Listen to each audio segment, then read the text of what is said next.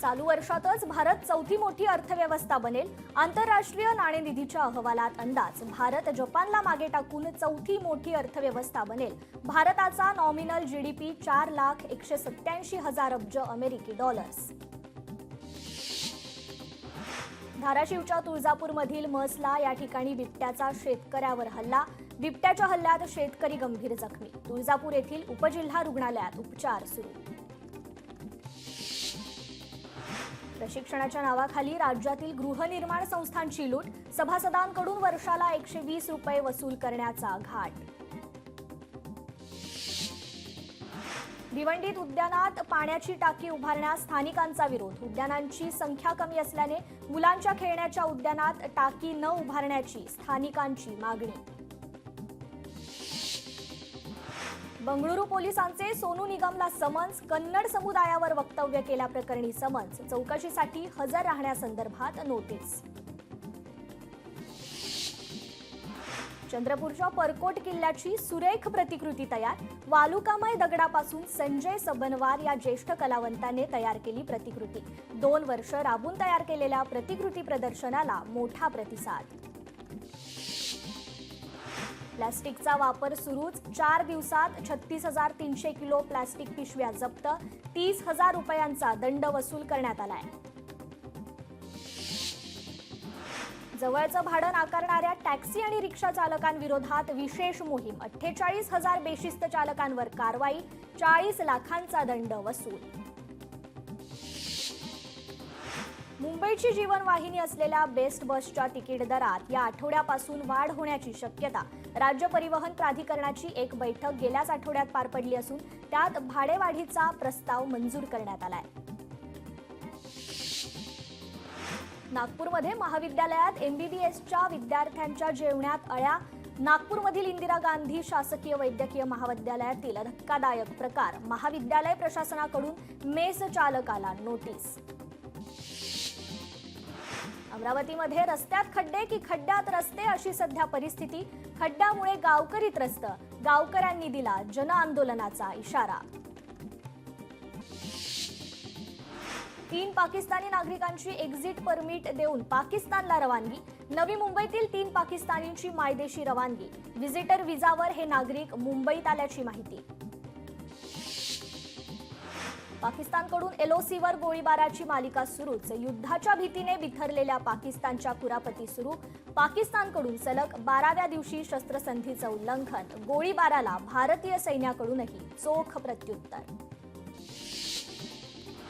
पाकिस्तानी नागरिकांची भारतात घुसखोरी करणारा पाकिस्तानी बीएसएफच्या ताब्यात. पाकिस्तानी नागरिकाची चौकशी सुरू. चिनाब नदीचं पाणी अडवल्यानंतर पात्र कोरडं. बगलिहार जलविद्युत प्रकल्प धरणाचे सर्व दरवाजे बंद.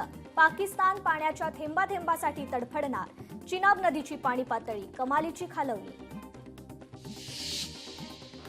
वक्फ संबंधी सुनावणी नवीन सरन्यायाधीशांसमोर. वक्फबाबत सर्वोच्च न्यायालयात 15 मे पासून सुनावणी. गवई 13 मे रोजी सरन्यायाधीशपदाची सूत्रे स्वीकारणार. भूषण गवईंच्या खंडपीठासमोर होणार सुनावणी. गृह मंत्रालयाचे 7 मे रोजी राज्यांना मॉकड्रिल घेण्याचे आदेश. हवाई हल्ला झाल्यास अलर्ट म्हणून सायरन वाजवले जाणार. नागरिक विद्यार्थ्यांना प्रशिक्षण देण्याचे आदेश. क्रॅश ब्लॅक उपाययोजनेची अंमलबजावणी करा. गृह मंत्रालयाचे आदेश. स्थानिक स्वराज्य संस्था निवडणुकीवर सर्वोच्च न्यायालयात आज सुनावणीची शक्यता. निर्णयाला उशीर झाला तर निवडणुका आणखी लांबण्याची शक्यता. शिवसेना पक्ष चिन्हासंदर्भात सर्वोच्च न्यायालयात 1.5 वर्षांनी उद्या सुनावणी. निवडणूक आयोगाच्या निर्णयाविरोधात ठाकरेंनी दाखल केलेल्या याचिकेवर सुनावणी. दिल्लीत अमित शहा फडणवीसांची भेट. दोन्ही नेत्यांमध्ये 1.5 तास बैठक. मुंबईसह राज्याच्या किनारपट्टीच्या सुरक्षेसंदर्भात चर्चा. सूत्रांची माहिती. पनवेलमध्ये शेकापला मोठा धक्का. शेकाप नेते जेएम म्हात्रे भाजपात जाणार. 7 मे रोजी जेएम म्हात्रेंचा पक्षप्रवेश. शेकडो समर्थकांसह भाजपात प्रवेश करणार. बीएसएफमध्ये 18,000 सैनिकांची भरती होणार. बीएसएफला अधिक सक्षम करण्यासाठी केंद्र सरकारचा मोठा निर्णय. 16 नवीन बटालियन निर्माण केल्या जाणार. सूत्रांची माहिती.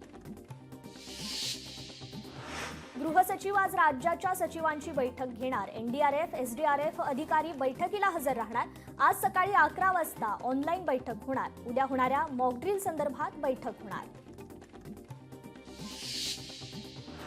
वाहतूक नियमांच्या उल्लंघनावर नियंत्रण आणण्यासाठी वाहतूक विभागाची अनोखी शक्कल.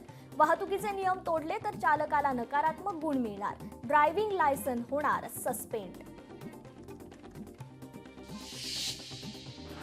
राहुल गांधींनी घेतली पंतप्रधान मोदींची भेट. सरन्यायाधीश संजीव खन्नांनीही घेतली मोदींची भेट. सीबीआय प्रमुख पदाबाबत चर्चा झाल्याची माहिती.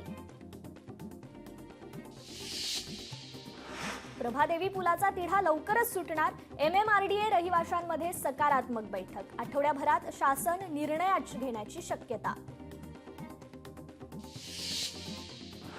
माजी मुख्यमंत्री अशोक चव्हाण यांची सहपत्नीक साई दरबारी हजेरी. साईबाबा संस्थानच्या वतीने शाल आणि साईंची मूर्ती देऊन सत्कार.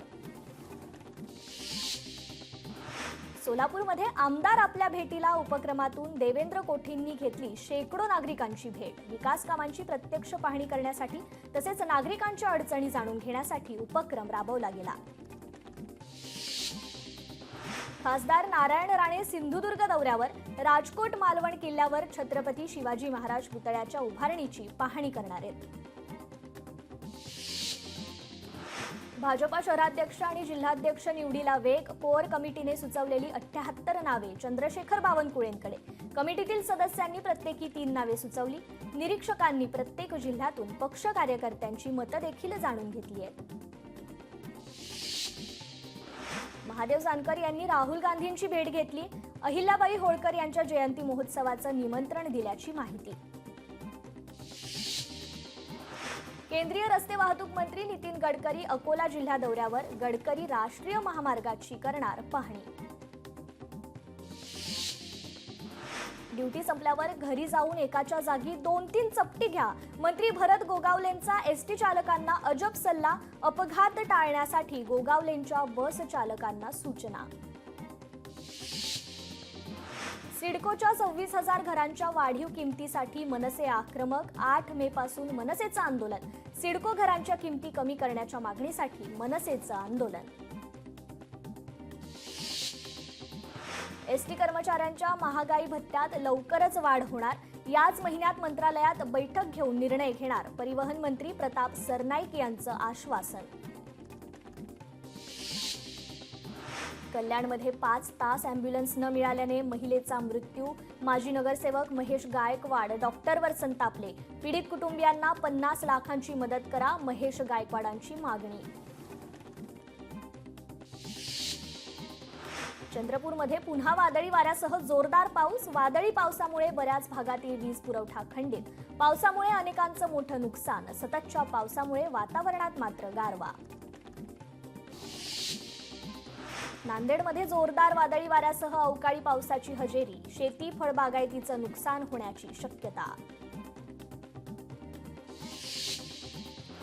कोल्हापूरच्या वारणानगरमध्ये गारांचा पाऊस. उकाड्याने हैराण झालेल्या नागरिकांना अवकाळी पावसामुळे दिलासा.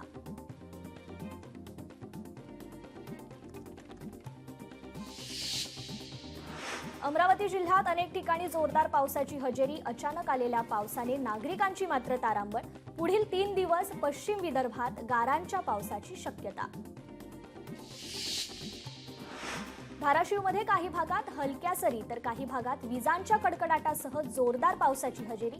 नागरिकांना उकाड्यापासून दिलासा. वाशिममध्ये वादळी वाऱ्यासह अवकाळी पावसाची हजेरी. पावसामुळे वाशिम मालेगाव महामार्गावर झाडांची पडझड.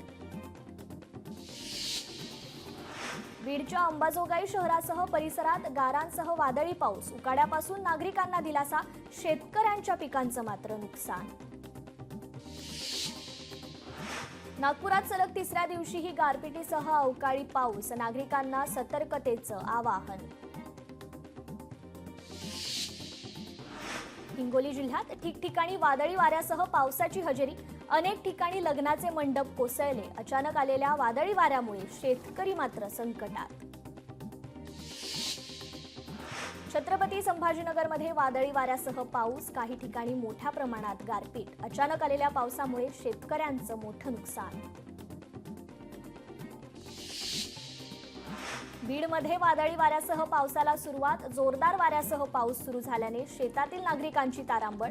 जोरदार वाऱ्यामुळे मोठी झाडे कोसळण्याची शक्यता.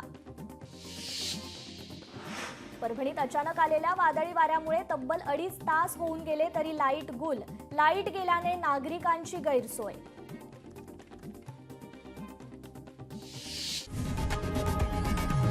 लोकशाही मराठी ऐका, पहा, जागरूक रहा.